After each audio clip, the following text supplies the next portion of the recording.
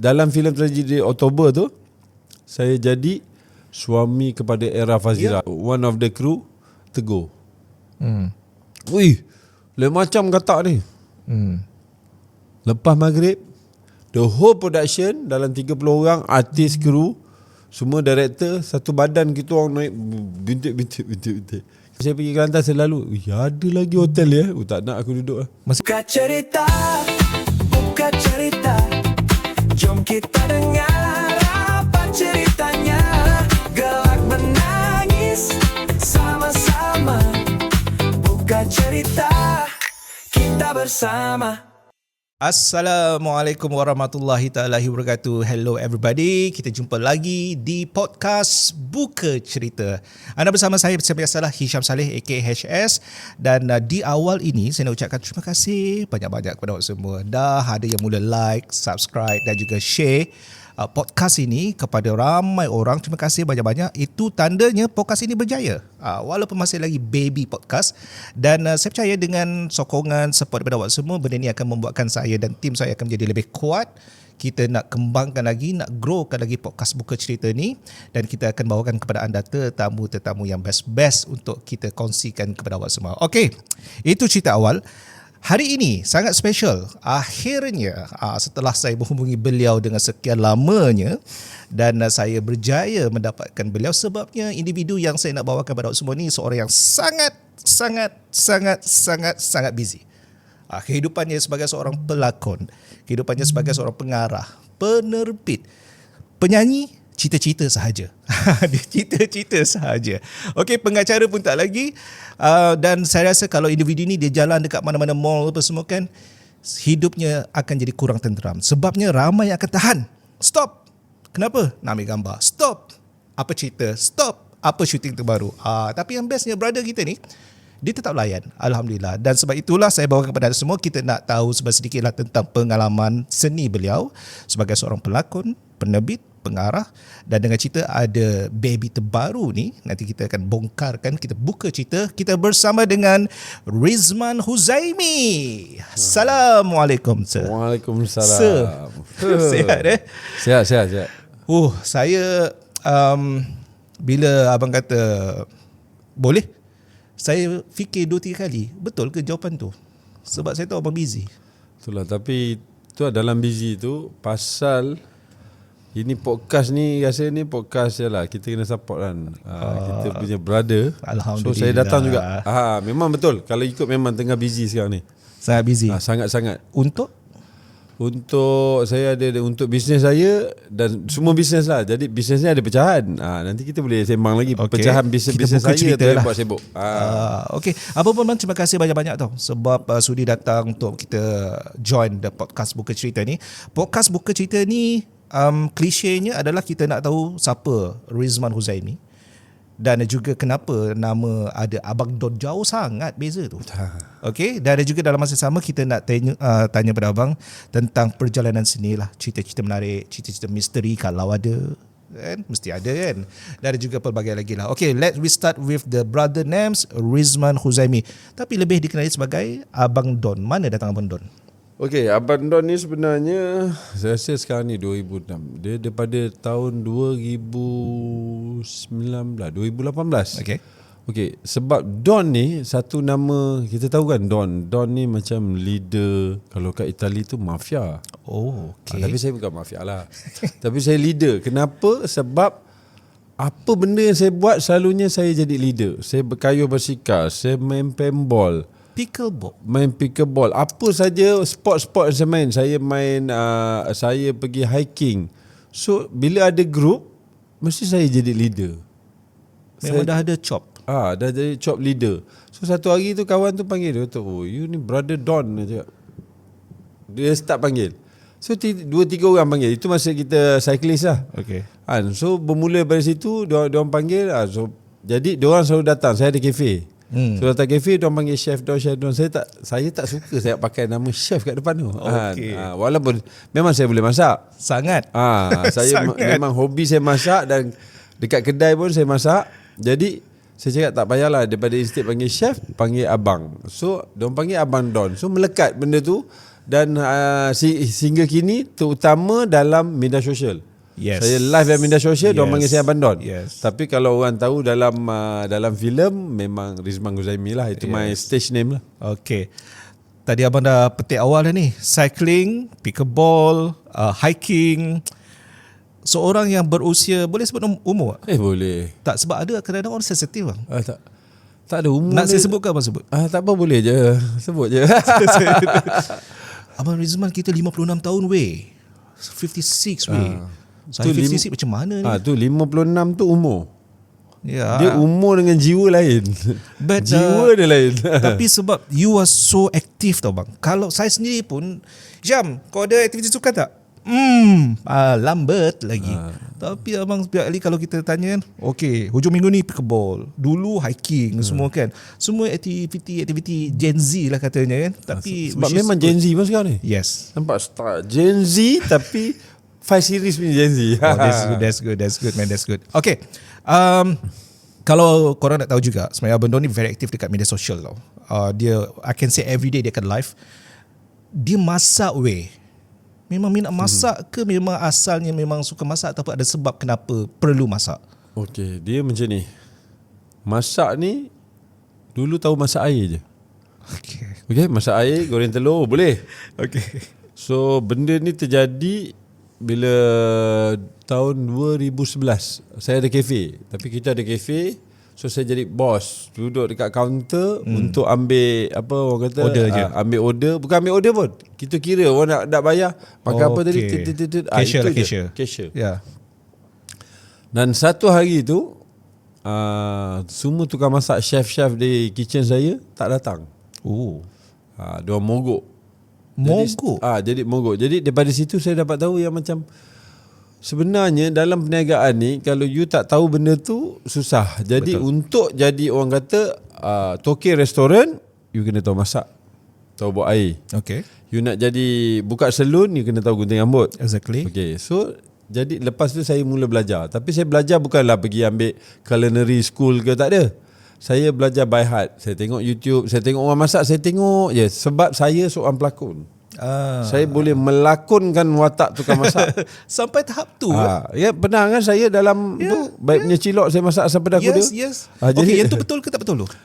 Itu tak betul. Itu lakonan je lah. Itu lakonan lah. Tapi real lah.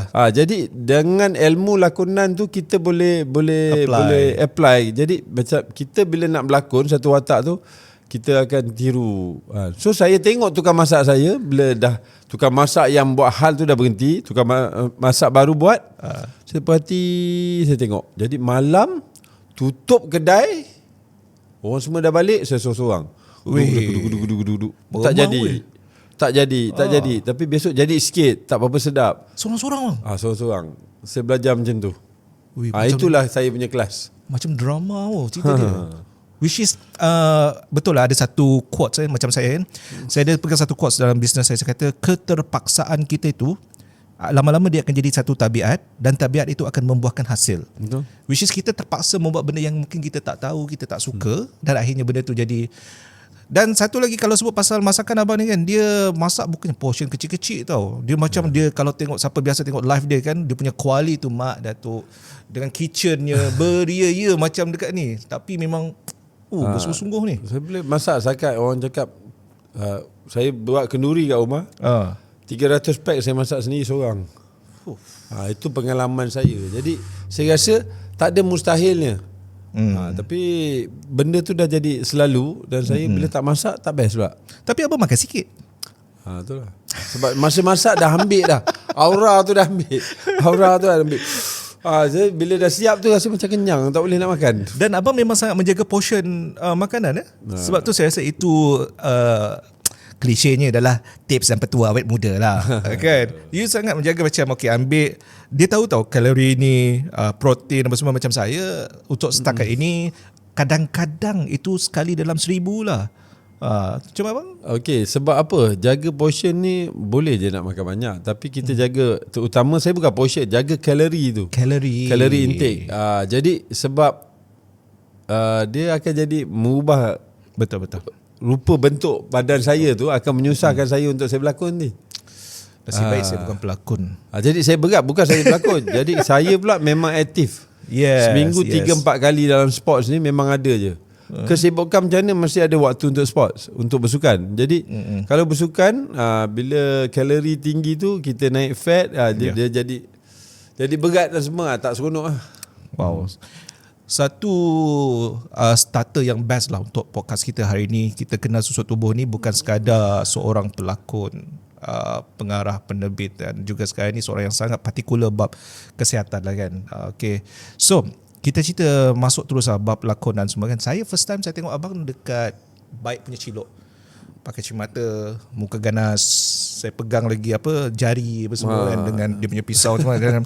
Well, menjadilah, sangat menjadi. Dan lepas tu saya tengok lagi Daulat Takluk. Ya Allah, yang tu pun memang on point lah. Daripada seorang yang karakter something pergi pada seorang yang beruniform, memang menjadilah bang. Tapi abang, kalau saya tengok wiki, banyak rupanya filem drama yang abang dah Kalau involve. drama tak boleh nak kira dah lah. Yes. Sebab dekat 33 tahun dah. So macam filem pun ada dekat 70 filem dah. Okay. First career abang dalam hidup. First career. Kerja pertama. Kerja pertama. Kalau kerja yang part time ke full time? I think boleh lah mana-mana.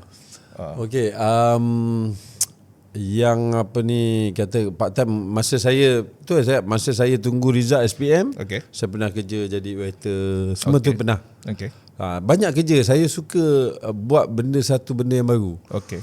So kalau kata sebelum terjebak ke dalam dunia seni ni, saya kerja dengan institusi kewangan. Oh, Saya bank. banker. Wow. Saya banker. Berapa tahun? 3 lebih kurang 4 tahun. Lama juga. Dia daripada banker pergi ke telecommunication. Oh, So dekat situ yang saya mula berjinak, sebab saya bukan terus berlakon, tapi saya adalah pelakon iklan. Saya boleh buat iklan. Sebab saya buat modelling, saya buat catwalk. Kena tambah lagi lah profil yang masukkan tadi. Pengarah, pengacara, pengacara tak. Pelakon tambah sekali adalah modelling. Saya mula dengan modelling. How you start modelling? Banyak iklan-iklan saya dekat TV. Okay, how you start? Sebab saya modelling, memang saya pergi agensi, saya memperagakan pakaian. You yourself pergilah. I pergi. I tak tahulah, mungkin minat kot. Oh, sebab minat. Okay, alright. Minat fashion ni. Saya daripada sekolah saya minat fashion.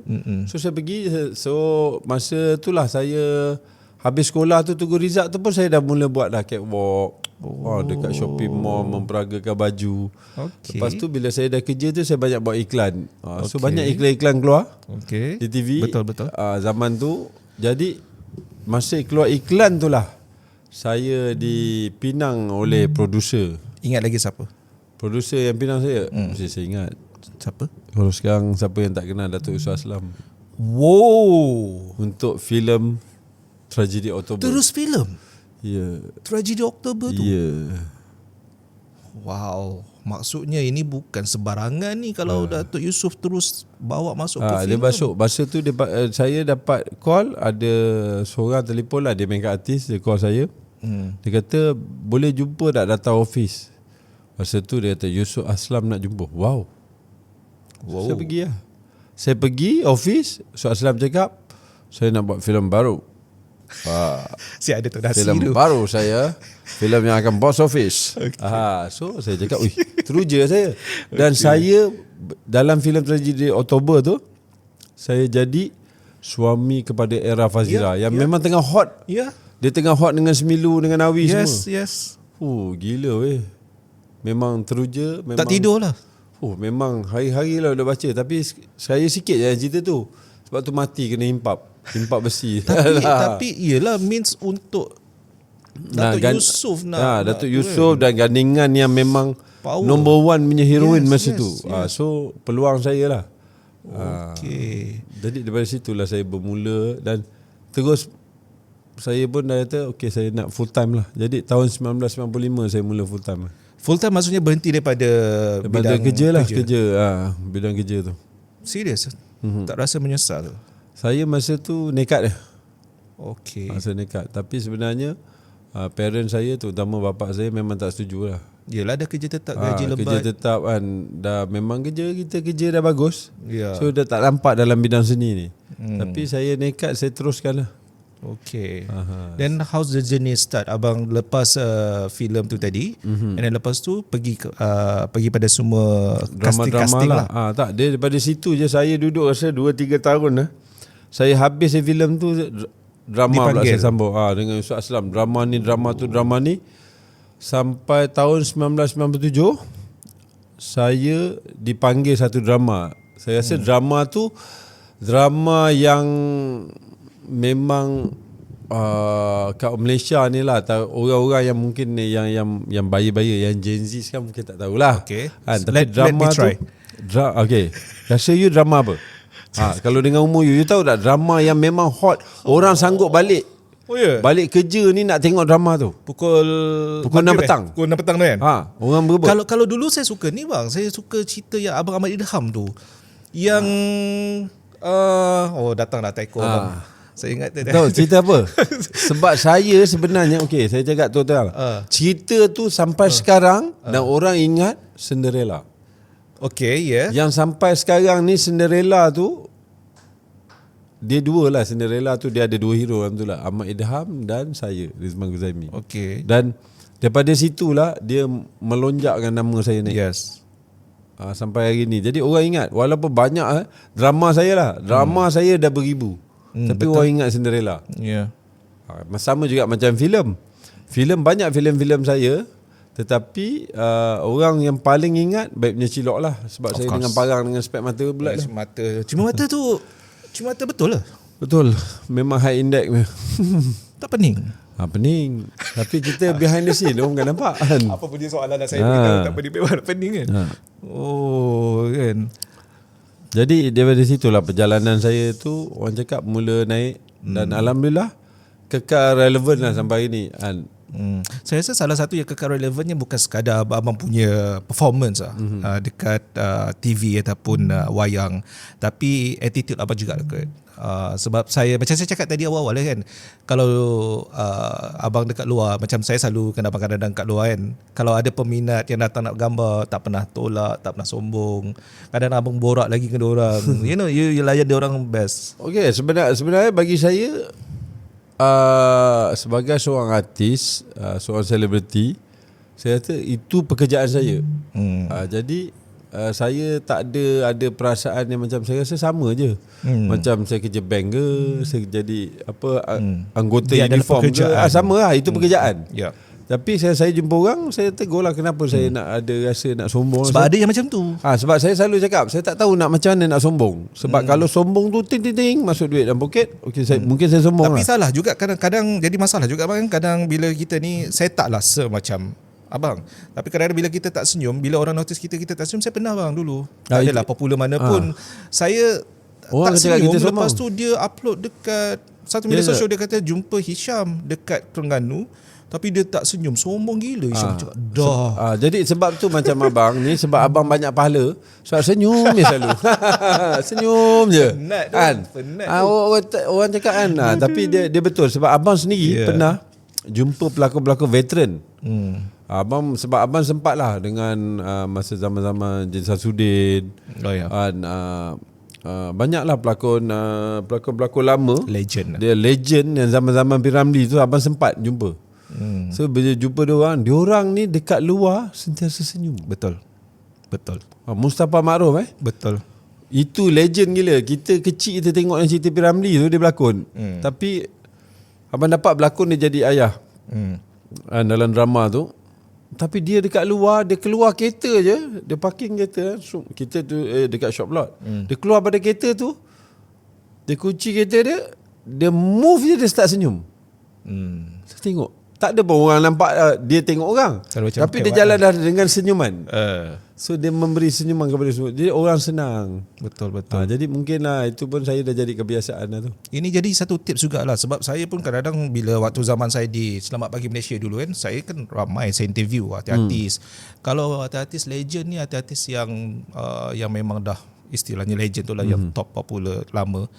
mereka memang datang-datang dia salam dengan semua orang. Cameraman dia salam, audio dia salam, AP semua dia salam. Kalau yang tu tak semualah kan, dia terus macam So yang tu saya rasa nak kekal relevan kena be good to everyone. Of course. Itu sangat penting. Okay. Kalau saya kata tadi, filem yang saya sangat ingat tentang abang is a Baik Punya Cilok. Yang kedua adalah filem Takluk. Kan filem Takluk abang pakai uniform itu semua. Ini kita nak cerita pasal filem dulu sekejap. Filem Takluk tu pun saya tengok abang punya karakter pun masya-Allah, dia menjadilah kan. Okay, ada cerita di sebab dia kenapa saya tengok filem Takluk. Sebab filem Takluk tu saya rasa banyak cerita-cerita yang boleh di-share yang behind, yang orang ramai lagi tak tahu kan, apa sebenarnya yang berlaku dalam tu. Ada benda-benda yang ganas ke. Okey, dia okey, kalau abang nak share, banyak yang orang bertanya dalam filem Takluk tu, yang orang nak tahu kenapa Zarul Umbrella tak bercakap. Saya dah tanya dah itu di luar set. Tapi saya benarkan abang untuk kalau abang nak reveal, abang tak betul. Ramai orang tanya sampai media tanya. Macam media tak cerita, tapi kan, sebab dalam live TikTok dia senyum je bang. Dia senyum je. Kenapa dia? Dia muka relax. Cakap itu yang mahal dia. Sebab dia seorang penyanyi, suara dia mahal kan. Dia dibayar tu je. Tak, sebenarnya yalah, bila kadang-kadang orang tak tahu. So kita shooting tu uniform. Uniform satu. Kita shooting tu banyak kita ambil, sampai kadang-kadang untuk keluar 2 jam kita shooting 4 jam. Betul. Tapi bila kita nak pendek dah jadi 4 jam, takkan nak keluar 4 jam, ada part 1 part 2 pula kan, untuk yang first series. So jadi bila dah dipotong-potong, mungkin ada part-part yang dia bercakap tu terpaksa dipotong. Dia pergi pada tak kedua kan. Jadi dia muncul yang part dia tak bercakap je. Sebenarnya dipotong. Dan ada juga masalah teknikal. Kadang-kadang kita audio dia rosak ke kat situ. Dan ada mungkin macam dekat uniform. Bila kita uniform ni lagi bahaya. Mungkin ada dia punya pingat ke, dia punya pangkat protokol ke, protokol dia tu tak betul. So kita tak boleh keluarkan. Tapi ada juga yang kita boleh buat CG kan, tapi yang benda yang tak boleh tu tak. Jadi bila dia dah potong-potong tu, mungkin part-part tu yang dia bercakap tu kena potong. So tinggal part tak bercakap. Abang dia tanya dia tak apa perasaan dia? Dia perasaan janji dia payment dapat. Tak, tapi payment dia dapat awal lah. Okay. Saya mungkin dah menjawab lah soalan-soalan tu kan. Okay, balik lagi pengalaman dalam lakonan ni, ada tak pengalaman yang best lah untuk kita nak share? Sebab orang selalu nampak hidup pelakon ni, hidup dia adalah mewah, rich. You know, rich and famous. Rich and famous like Hollywood lah. And kita pergi mana-mana with a big car, luxury tak cars. Tak tahu aku naik Grab dia datang ni. Itu rich juga. So pakai driver. Ada tak yang actually siapa sebenarnya pelakon dan apa actually kehidupan seorang pelakon?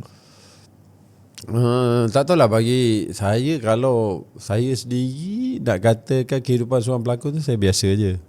So saya tak tahu, mungkin yang orang lain ada cara dia lain. Saya sebab macam saya cakap tadi, saya letakkan Iza Kejaya, pelakon ni kerjaya saya. So time saya kerja je, saya akan jadi pelakon. So saya habis saya keluar pada set, saya bukan pelakon. Dan saya tak suka cerita pasal apa yang saya buat kerja tu. Saya, walaupun saya pergi macam ni, saya pergi main pickleball, saya tak ada dah cerita dah. Ni shooting ke apa, tak ada. So kita habis macam kita masuk office. Keluar office habis lah kerja tu.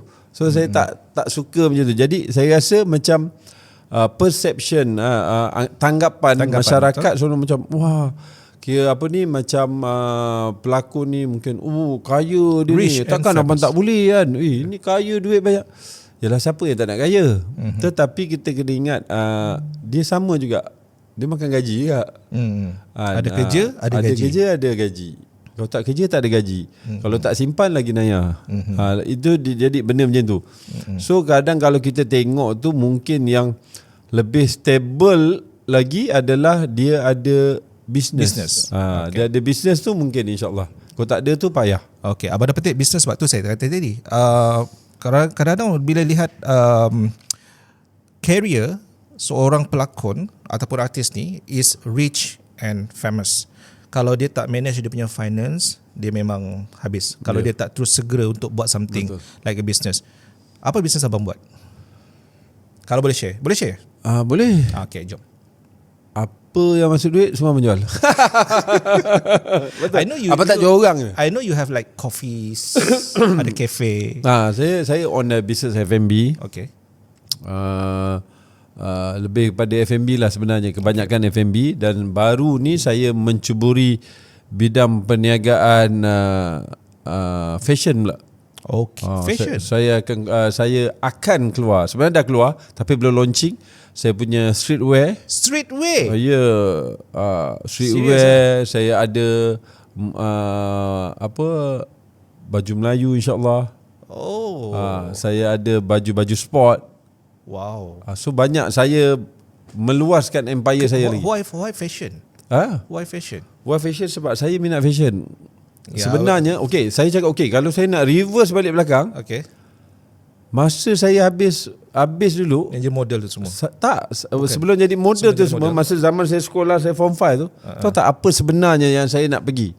Cita-cita tu lah. Cita-cita saya Fashion designer. fashion designer.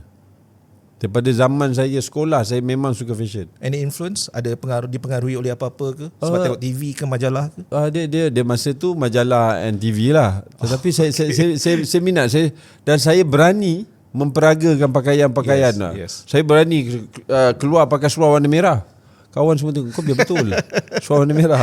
Steady kan. okay, Pakai jeans warna merah kan. Okay. So kasut saya boleh pakai. Saya suka lain. Okay. Saya suka jadi macam trendsetter. Walaupun sebelum saya seorang selebriti, seorang artis, saya dah jadi. Dan bila saya jadi artis pun saya suka. Kalau saya pakai, saya pernah pergi, saya pakai tuxedo, suit pakai dengan bow complete, bawah saya pakai sneakers saya, sport shoes, jogging shoes. So saya suka nampak lain. Sebab apa? Saya nak perhatian. Itu je. Yes. Sebab apa? Bila saya pakai baju tu, dalam orang semua kan, black tie, kan, Ya, tuxedo Macam semua kita kan. hari tu lah. Macam hari tu pakai kasut hitam semua kan. Saya seorang je pakai kasut sport shoes warna putih. Okay. So dia mata orang semua mesti akan tengok Spotlight. kasut tu. So saya spotlight. Saya jadi tumpuan utama. Sebab apa? Sebab saya jual diri saya. Diri saya adalah produk. So nanti dia boleh membina satu circle, network. Ya, tepat sekali. Okay. Sekejap nak tengok saya punya pakaian hari ni. Lepas abang. Boleh. Ekor umur saya. Lepas. Ini Gen Z. Gen Z. Tapi kita kena jadi Gen Z. I'm 45. 45. Wah. Muda. Okay, you tua I 2 tahun lah. 2 tahun. Sebab I sebenarnya memang 56. Tolak public holiday paling banyak kat Malaysia. Yeah. Banyak tu public holiday semua tolak. I 43. Okay, back to the story untuk streetwear tadi tu. So benda tu akan memang dah ready lah semua. Kita dalam proses kilang ada yang dah sampai. Kilang tengah buat. Saya Streetwear buat macam ni ya? Streetwear macam ni lah. Saya ada dengan jacket, saya ada jeans, saya ada t-shirt. Saya mengikut sekarang punya ni lah. Tadi waktu abang sampai tadi pun aku rasa macam macam salah pakai je hari ni. Macam betul Zee? Lain beza tau. So dia abang nampak lebih fashionable. Saya suka. Saya keluar biar macam, tak tahu, saya suka keluar tu mesti jadi lain. Nama brand? Nama brand saya. Kalau saya nak sebut, kalau orang sebut, orang cakap rempit. Okay. Tapi dia R3. So R3. R3 MPIT. Okay. R3 sebenarnya lah. R3. So dia bukan baju-baju yang untuk mamak motor lah. Okey, tak ada. Saya ada ada juga. segmen. Saya ada baju pemotoran. Saya ada baju untuk sports. Saya ada streetwear casual. Okay. Dan insyaAllah coming soon saya akan keluar saya punya kurta. R3 kurta ni. Semua abang ambil ni. Dan saya lepas ni saya nak keluar perfume saya. Telekong bang. Telekong pun nanti boleh. Kena bagi saya je. Saya pegang je. Bagilah. Tak ada gurau. Business adalah satu benda yang hak milik everybody. Ya. Kan. Macam saya sendiri, walaupun saya dah involved dalam business already dalam 15-16 tahun, kalau ada kawan-kawan yang buat benda yang sama, saya akan lagi support. Sebab pada saya, rezeki itu Ya, betul. klise lah, rezeki masing-masing kan. Dan saya tak kisah pasal kompetitor. Saya pentingkan diri saya pentingkan staff saya, mereka cukup gaji, cukup kebajikan mereka, that is fair enough untuk everyone. Itu saya. Sebab apa? Okey. Sebab tu lah macam saya suka tak berhenti saya buat bisnes Sebab macam tadilah Syam cakap, bila kita buat bisnes Kita membantu orang lain. Kita Exactly. bagi orang pekerjaan. Exactly. Jadi bila tambah bisnes saya, tambah staff saya. So saya tambah gaji kau orang lagi. No wonder abang ni nampak kelihatan sangat muda because dia bekerja non-stop semua benda. Tapi itulah Alright. non-stop kerja. Lepas ni kita nak explore sikit mengenai cerita-cerita yang menarik lah, antara cerita lucu ke, cerita sedih ke, titik terendah hidup abang dalam dunia seni. Kalau ada cerita seram lagi best kalau nak cerita. Okay, kita berehat sekejap, kita jumpa selepas ni.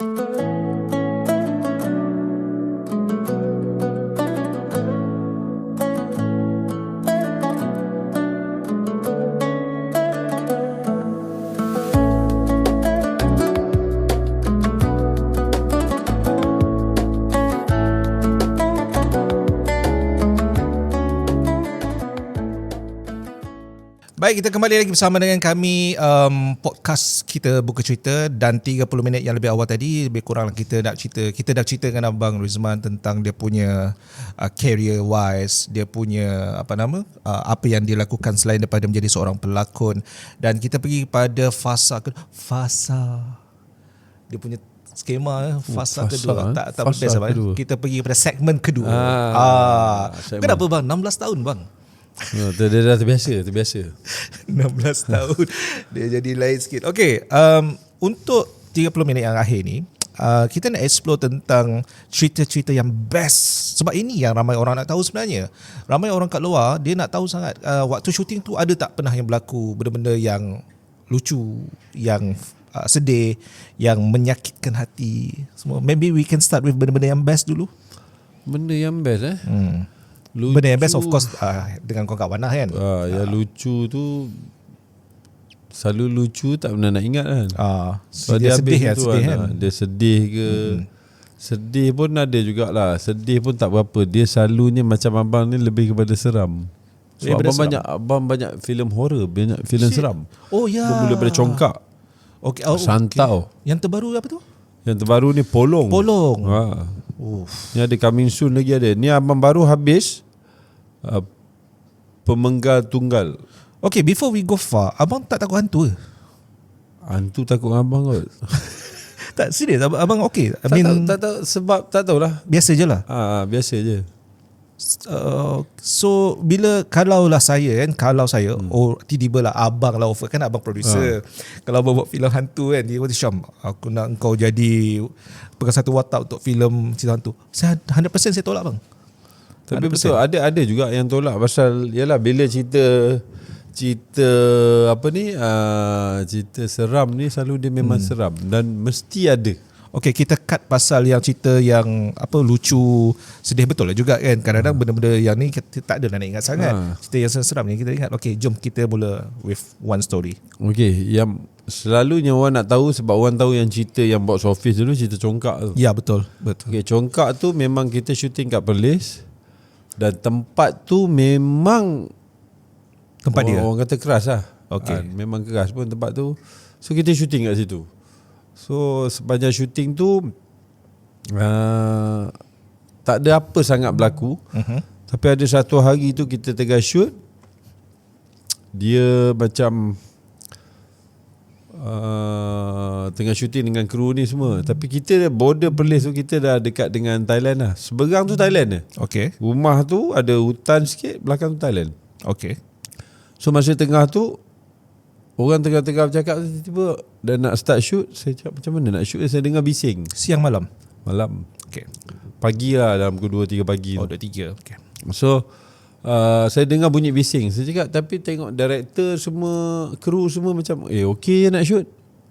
Saya cakap macam mana nak cakap ni. Saya pun buat diam je. Makin lama makin kuat. Macam ada kenduri, macam orang main menggendang. Macam kenduri. Suasana kampung kan. Dekat dia, saya cakap. Saya tengok yang lain pun buat tak tahu. Jadi macam saya tak nak tegur lah. Sebab benda tu kita tahu dah. Kalau benda-benda yang pelik jangan ditegur. Sekali pandang assistant director, dia pun macam dengar. Dia pun muka dah berubah lah. So saya pun diamkan je. So diamkan sampai habis. Dah balik, kita balik hotel. Bos saya tanya dia, kau dengar apa? Dia kata dia dengar macam orang kenduri. Tetapi kita orang berdua je dengar. Yang lain kat dalam set tu seorang pun tak dengar. Dan masa ketika itulah juga scene yang saya nak buat tu, mungkin kalau public akan tahulah pelakon dia masa tu M. Rajuli, arwah Uncle M lah. Ya. M. Rajuli. Dia nak baca Fatihah pun tak lepas.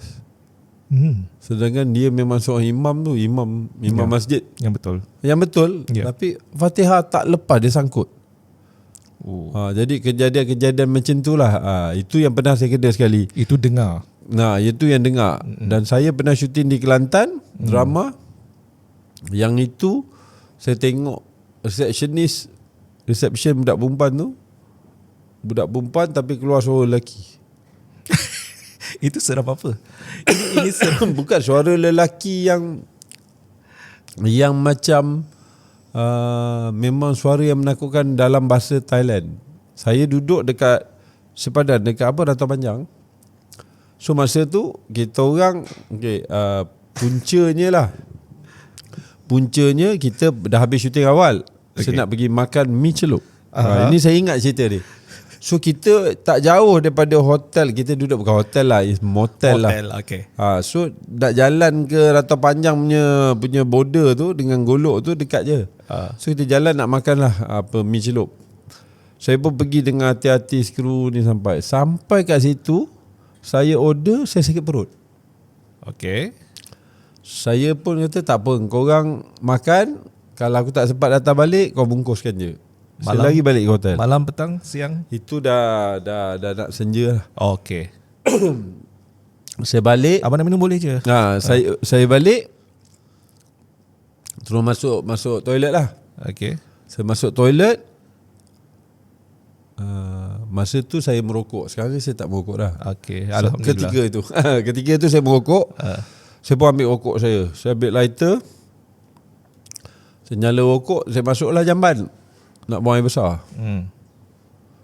Saya start je. Tapi saya masa tu saya rasa macam ada benda tak kena. Ada orang ikut? Tengok? Saya rasa macam tuan. Saya buka pintu. So saya duduk bilik seorang. Saya buka pintu. So atas meja, saya ada meja bulat tu. Meja side table. Okay. So rokok saya dengan lighter saya. Saya pakai lighter Zippo besi tu. Okay, Zippo. Saya letak tengah-tengah macam ni. Saya letak tengah, saya letak lighter atas tu. So saya isap rokok tu kan, sakit perut ni. Tiba-tiba lighter tu naik. Serius lah. Pelepung. Saya capai, tak basuh pun, saya capai tuala lagi pergi lobi. Serius abang? Betul. Ya. Sebab abang ni pelakon tau. Itu bukan lakonan. Ini betul-betul. Cerita Berabi cakap. Tak ada. Dia jadi macam tu. Bukan shot apa-apa. Tak ada. Saya pun terperanjat. Uish. Jadi selepas pada tu, diorang kebetulan balik dah. Tak siap bang, saya nak membayangkan benda tu naik. Ya, naik. Terbang tu. Pelepung, dia campak ke bawah. Macam orang angkat, berbaling. Dia suruh berhenti je. Berhenti isap rokok. Tak tahulah kan. Lepas tu saya lagi turun. Jadi kita dah berkumpul, diorang pun dah kecoh. Lepas tu yang seorang budak kru ni, bilik dia off aircon, aircon tu on sendiri. Okay. Dia on TV tu padam sendiri. Dia pun lagi keluar. So bila kita orang dia adik malam dah maghrib, kita dah jadi tak best lah. Semua duduk berkumpul kat situ. Sekali reception tu ada budak perempuan tu, tiba-tiba tengah tunduk, dia bangun. Itu kat mana? Dekat bawah, you berkumpul kat bawah tu lah? Kat lobby lah. Kat lobby. So ada reception tu adalah budak perempuan jaga. Budak reception tu perempuan lah. Perempuan tiba-tiba dia baca ke bawah, tiba-tiba cakap suara Thailand, dia cakap macam tu. Kita orang terus panggil lah ni kan, panggil director pun semua, jadi kelang kabut. So ada orang kat situ lah, berdekatan situ, pergi panggil seorang ustaz tu datang. Kita orang ni semua minta tolong pegang perempuan tu. Kita orang 6 orang. Kita orang lelaki ni dengan budak kru, badan sadar-sadar semua. Pegang tu kan, dia boleh melawan. dia bagi 6-6 melambung. Uish. Itu pengalaman saya. Sampai lepas tu kita orang pun lari lah. Kita orang pun tak duduk kat situ, terus keluar pergi Kota Baru. Daripada Rantau Panjang tu duduk Kota Baru. Tu di Rantau Panjang. Kita tu masa tu kat Rantau Panjang. Uish. Dan saya baru ni, saya pergi Kelantan selalu, ada lagi hotel ya. Tak nak aku duduk lah. Masih ada orang duduk? Masih. Oi, seram tu. Dia jadi macam tu lah. Masa tu saya buat drama Puteri Gunung Ledang. Pula. Tajuk. Semua memanggil. Tapi drama tu sebab kita dah memanggil daripada dalam tu. Lepas tu saya daripada situ kita pergi ke Kota Baru. Daripada Kota Baru tu kita masih lagi syuting dan kita bergerak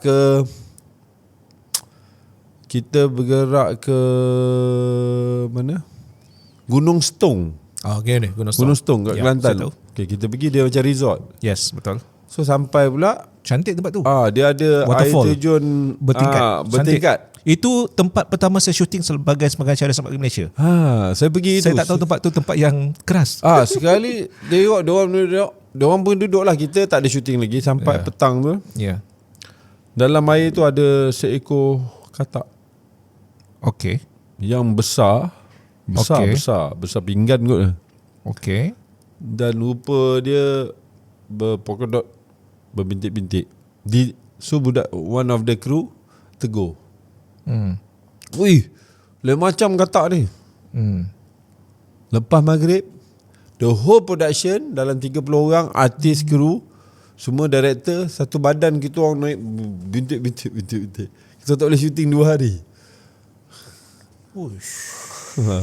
Itu kejadian kat Kelantan dah. Itu yang saya cakap. Moral ni jangan tegur lah. Dia sebenarnya jangan tegur dan tempat-tempat ni, dan kita buat cerita-cerita yang Memanggil kan. Memanggil lah sebenarnya cerita horror ni. Dan tu saya cakap kebanyakan cerita saya buat cerita horror macam dia ada tapi tak adalah orang kata yang tragis sangat, tak adalah. Yang nampak tak ada bang? Nampak tak pernah lah. Saya tak pernah nampak lah. Yang diorang dalam production tu ada yang nampak, ada yang nampak demam semua adalah. Saya sendiri tak adalah. So saya alami sekali dalam production tu adalah macam tu. Tapi betul lah bang, sebab saya dulu pernah juga syuting kan dekat Johor.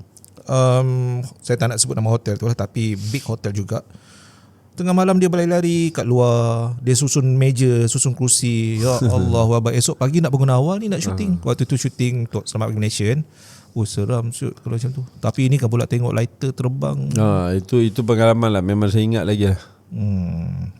Okay, ada lagi yang terbaru? Yang terbaru macam untuk filem Polong ni tak ada. Cuma ada rasa-rasa tapi tak ada lah. Tak adalah kita jumpa, tak ada. Tapi ada rasa-rasa tu ada. Dia kalau sepengetahuan saya kan, kalau macam filem hantu di Indonesia kan, kalau dia buat filem dia pakai mantra yang betul, dia puja, dia suruh yang betul-betul. Kalau kat Malaysia taklah, tak kalau boleh kan? kita ubah lah. Ada pernah saya buat satu tu betul lah, tapi saya baca yang tak betul. Saya yang kena baca tu kan. Baru ni saya baru buat satu ni. Lepas saya Polong saya baru buat Bisikan Pontianak. Allah. Saya tapi selalu saya jadi ini. Yang ini saya jadi bomoh jahat. Ya Allah. Saya baca mentera, saya cakap kat director macam ni. Saya baca mentera ikut saya terbalikkan suka hati saya tak keluar. Tu keluar saya sendiri. Saya tak nak baca mentera betul, bahaya saya cakap. Ya. Kita syuting sampai pukul sampai azan subuh kan. So itulah saya jangan tak berani manggil lah. Manggil. Dan baru lagi tak tahulah bila dapat satu watak tu macam berdegit. Masa saya dalam Lahad Datu jadi polis, asyik aku jadi polis je. Ya. Ni lepas tu bila dapat satu cerita jadi Tok Bomo jahat. Sampai sekarang ni baru ni dapat offer, saya terpaksa tolak lah. Sebab saya tak nak membawa watak tu lah kan. Melekat nanti banyak sangat kan. Dalam selama abang bergelar sebagai pelakon, pernah tak pernah dapat job? Pernah. Itu titik terendah tu. Bukan tak dapat job, dia ada tapi sampai 4 bulan 5 bulan tak ada job. Sebab kita punya simpanan makin susut. Itu benar, itu kita dah rasa dah lah. Jadi dah lalui benda tu. Pernah sampai makan Maggi je. So kita nak survive. Tetapi bagi abang lah, macam itulah kita kena beringat ada lah. Dia sekarang ni ibaratnya macam kita tak boleh kerja satu kerja. Ya. Dan yang paling sekali saya nak berkongsi, jangan memilih kerja.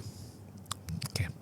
Jangan memilih kerja. Kadang-kadang kita ada, sebab kita nak dalam industri ni kadang-kadang kita dapat offer tu tak sepatutnya Tak dengan setimpal. harga kita, tak setimpal.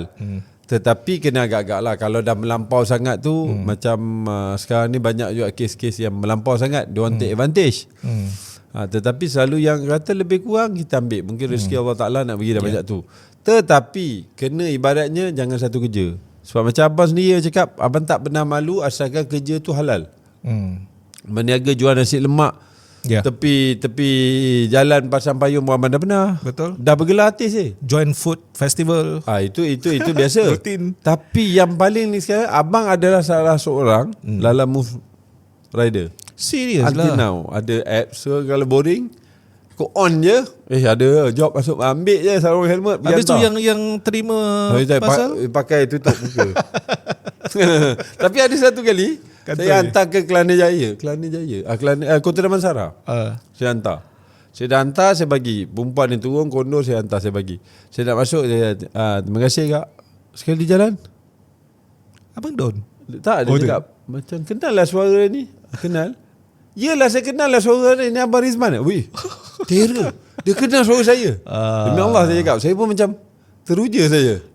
Suara Tapi saya rasa untuk so-called follower ke peminat, dia akan lebih respect kalau abang macam tu rather than you just macam very choosy demand. Tak tahu lah. Saya tak tahu. Saya tak suka duduk diam. Ya, Saya rasa apa salahnya. Kalau tu saya cakap, kalau boleh saya bawa Grab, saya bawa Grab. Sebab tu saya bersyukur sangat bila saya ada listkan nama abang dalam podcast guest kan. Abang agree. Oh, saya rasa happy lah sebab saya tahu abang sangat busy. Tu saya cakap busy tu abang macam-macam benda buat. Tu kalau cakap sekarang ni sebab kalau boleh cakap Grab pun, abang ada masa aku bawa Grab pun tak kisah bawa Grab. Lala pun abang boleh hantar je makanan orang. Tak ada masalah. Bukan kita nak kata menjatuhkan Tapi image bukan ke ke kalau macam seorang artis tu ataupun selebriti, dia perlu jaga dia punya image, branding diri dia supaya dia kekal, orang akan bayar dia dengan harga yang lebih disebabkan dia menjaga image dia, branding dia. Okey, itu betul. Tapi dalam keadaan sekarang, dunia hari ni, kita menjaga image. Tetapi bila dia ada package, Banyak perspektif lah. perspektif dan package. So package tu kita jaga image. Tapi kalau kita sombong, Tak ada duit pun tak ada guna. tak, kalau kita sombong, Betul. so nama kita tak akan naik. Ya. Jadi untuk kita keluar, kita semakin apa orang kata macam ni, contohlah, bukan saya nak cakap kita di luar orang semua lagi kenal kita. Bila filem saya main di panggung, orang ni yang suka dengan saya ni, yang saya pergi hantar Lala ni pun, orang ni akan pergi tengok filem saya. So diorang ni akan support balik. So kalau kita nak jaga sangat branding, Susah juga dia ibarat jangan poyo lah. Kau poyo tak tahu, saya tengok banyak lagi rakan-rakan artis yang betul stabil. Ada rakan artis yang jutawan pun ramai sekarang ni. Betul. Tapi diorang memang down to earth. Diorang tu humble sebab tapi diorang lagi membantu. Betul. Macam saya sendiri pun, saya AJK dalam NGO. Saya penolong setiausaha dalam NGO. Banyak ni. Dan NGO saya adalah NGO anak-anak autism. Saya memperkasakan anak-anak autism. So saya akan pergi CSR saya untuk ni, saya carry satu Malaysia ni anak-anak autism. Banyak dimensi yang mungkin kita tak kenal daripada susuk tubuh Rizman. Jadi bagi saya macam apa saja kita boleh buat. Dan lebih baik lagi sebab kita bila selebriti ni kita idola. So apa kita buat akan jadi ikutan. Betul. Jadi kita buat benda yang bagus macam ni, buat CSR ni, jadi ikutan lebih baik lah. Hari ni pun dah banyak trend kalau kita tengok ramai artis popular juga yang even Tok T pun kalau tengok dekat threads pun very meriah. And Abang Rizman dekat live dia pun wow, dia akan layan setiap orang dekat yang tanya macam-macam soalan semua kan. Dan pada saya dia akan lebih banyak pro daripada con lah dekat situ kan. Dan sebenarnya benda itu yang peminat nak. Peminat, sebab peminat ni akhirnya yang peminat tu yang akan support kita, yang akan pergi wayang, yang akan beli barang apa yang kita jual. Jadi nak sombong pun tak ke mana pun. Dan satu lagi, peminat ni kita ni sebagai penghulu, kita sebagai captain. Bagi saya lah. Don lah. Don.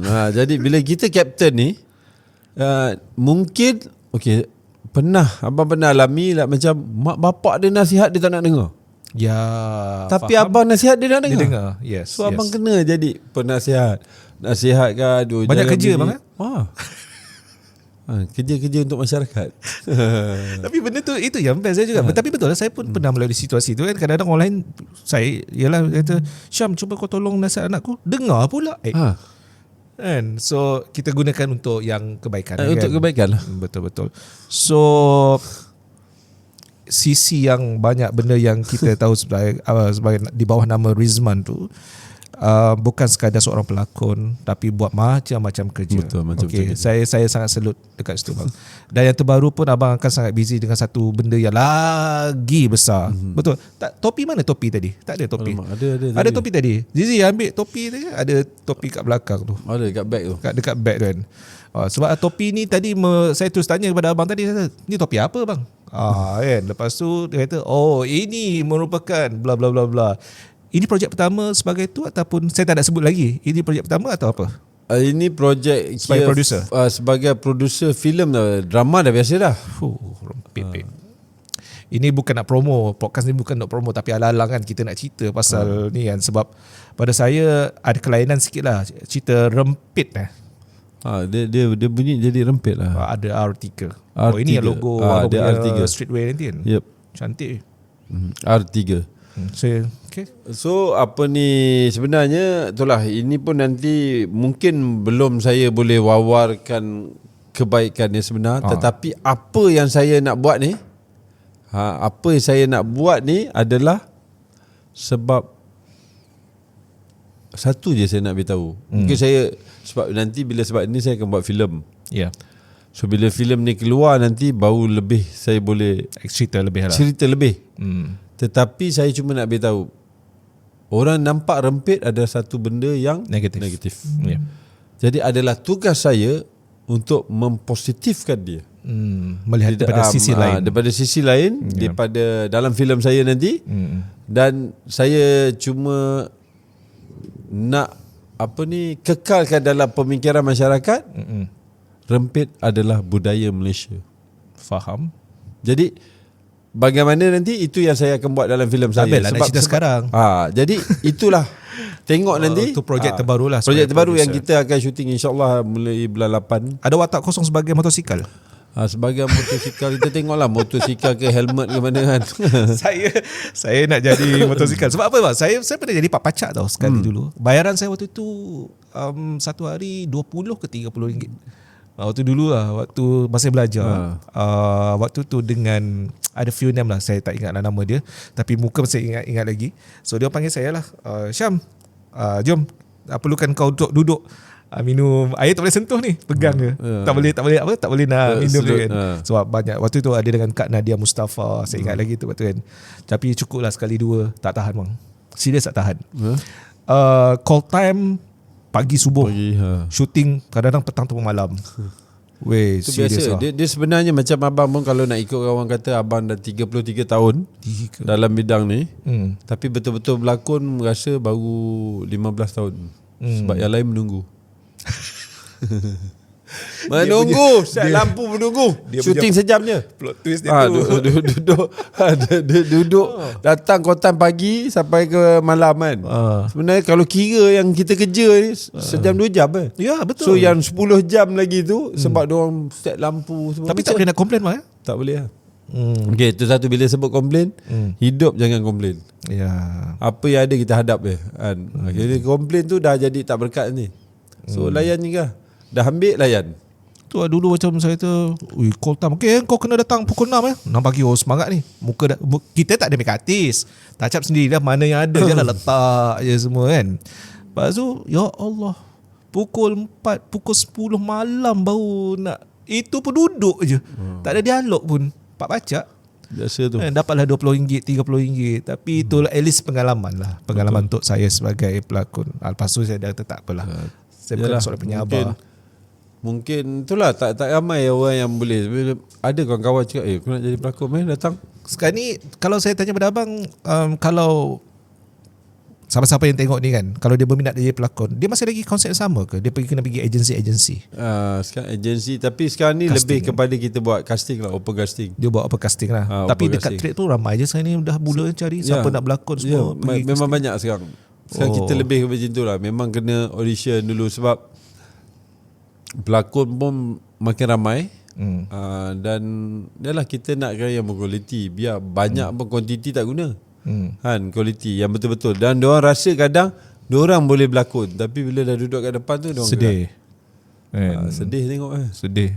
Dan bukan apa, bukan kita tak nak dia menyusahkan orang lain, sebab kita kerja satu tim. Ya. Kerana satu orang akan menyusahkan orang lain. Itu yang tak biasa.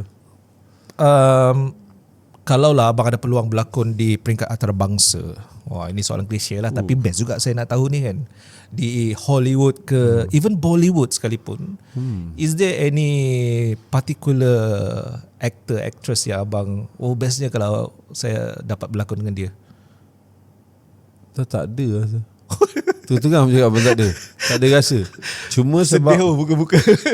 abang rasa tak ada pun. Abang tu rasa teruja nak berlakon, tak ada. Tak ada. Tom Cruise ke? Tak ada lah, tak tahu lah. Angelina Jolie ke? Shah Rukh Khan? Tak tahu, tak ada rasa Afsal. Abang tak pernah berlakon dengan dia orang? Tak pernah. Macam Datuk Rosham dia pernah dengan cerita apa filem Tamil tu apa nama? Okey, abang ada 2 filem. Abang duduk Hong Kong, abang berlakon 2 filem di Hong Kong. Okey. Skala Cruiser, abang berlakon pun dengan top. Abang dengan Leon Lai, Jordan Chan, Suci. Okey. Semua abang dapat itu peluang lah. So rasa masa tu memang abang filem star gila lah. Yes. Dan diorang treat abang pun memang macam star dekat sana. Duduk kat Hong Kong. So dan abang berlakon dengan diorang sangat-sangat profesional. Dan boleh duduk berlakon dengan diorang tu, berdialog dengan diorang, rehearsal dengan diorang. Dan abang pun tengok diorang pun sekarang ni semua macam Suci tu dah memang dekat Hollywood. So cakap aku pun pernah berlakon dengan diorang lah. Kira adalah yang kedua tu tak banyak abang berlakon. Yang Hong Kong juga. So ada 2, tapi yang top yang tu Skyline Cruiser lah. Abang syuting dekat KL 2 hari, the rest 2 minggu dekat Hong Kong. Dia lain sikit kan treatment diorang kan. Sebab dia macam saya nampak lah, saya pernah juga ada syuting kat luar, layanan dia, profesionalisme dia agak beza sikit. Dia memang tu lah. Tapi bagi abang, kalau orang tanya, kita boleh je buat macam tu. Cuma kita daripada segi bajet kita. Okay. Dan bukan bajet kita tak boleh keluar bajet. Tapi kita tak takut bila kita keluar, untuk dapat return dia tu agak susah. Sebab kita punya market di Malaysia saja. Kita akan tayang di Malaysia je. Jadi berapa ramai population Malaysia yang tengok filem. Kalau nak cecah puluh-puluh juta tu, orang kena tengok 3-4 kali. Baru boleh dapat puluh juta. Abang pernah tengok filem abang sendiri dekat wayang? Abang tengok bila ni lah preview tu lah. Bila kalau red yang carpet tu kan. Kalau yang selepas tu bawa isteri lepas ke? tu tak ada lah. Selalu isteri pun datang tengok masa tu je lah. Lepas pada tu jarang lah pergi lah. Jarang nak pergi lagi tengok kan. Tak ada alasan ke ataupun memang takkan pergi? Macam tak tahu lah, ada kat member ajak, korang pergilah sendiri. Aku nak tengok balik aku berlakon. Saya macam nak ajak lah pergi kan. Okay, apa lagi career abang yang abang rasa nak capai tapi tak tercapai-capai lagi? Abang jangan kata abang nak jadi doktor. Tak, sebab dia sebenarnya abang nak jadi bomber. Daripada sekolah abang minat jadi bomber. Random tau abang ni. Abang dia macam abang nak jadi bomber daripada sekolah. Dan abang pergi interview bomber tapi tak dapat. Sebab tak ada reason. Sebab abang second interview. Tak, I think penglihatan. Oh, waktu tu dah pakai spek dah. Abang masa kat uni dah pakai spek. Buat filem bomber. Jadi lah, abang macam frust je. Aku dah berlakon pun. Dah jadi komander polis trafik, jadi inspektor, ASP, jadi Air Force. Bomber tak dipanggil dia. Sebab apa bomber? Tak tahu lah. Suka lah. Suka. Abang bomber tolong. Tak tahu, memang daripada tu lah dulu. Daripada sekolah saya nak jadi bomber. Sebab tu saya ambil STPM. Saya ambil STPM sebab senang laluan untuk pergi pergi untuk jadi ahli bomba. Saya rasa kita perlu ada second podcast untuk bersama dengan abang ni. Sebab saya ada banyak lagi soalan-soalan ni. Tapi sebab untuk ini baby podcast saya memang limitkan 60 minit je. InsyaAllah kita boleh panggil lagi kedua sebab saya rasa ada banyak lagi benda yang saya nak go through, especially untuk dalam bidang lakonan ni semua. Okay, last word daripada abang untuk siapa-siapa yang nak bukan saja nak jadi pelakon lah, siapa yang nak berjaya dalam hidup kan, actually what they should do. Okay, satu je nak beritahu, kena sentiasa mencuba, jangan give up dan terus mencuba benda-benda baru. Jadi kita jangan mengikut, mencuba dan berilmu. So setiap benda kita buat tu kita kena ada ilmu. Betul. Alright, thank you very much. Thank you very much Abang Don, Abang Rizman. I really appreciate your time. I will come back with you again for the second podcast. Cakap orang putih. Wah, patutnya kita kelakar Sarawak tu. Itu yang saya nak bawa tu, tapi sebab masa dah cuma kan. Masa dah habis. Thank you very much everybody. InsyaAllah kita akan jumpa lagi untuk episod yang seterusnya di podcast Buka Cerita. Assalamualaikum dan jangan lupa untuk share, subscribe dan juga like. Jumpa lagi. Ceritanya gelak menangis sama-sama. Buka cerita kita bersama.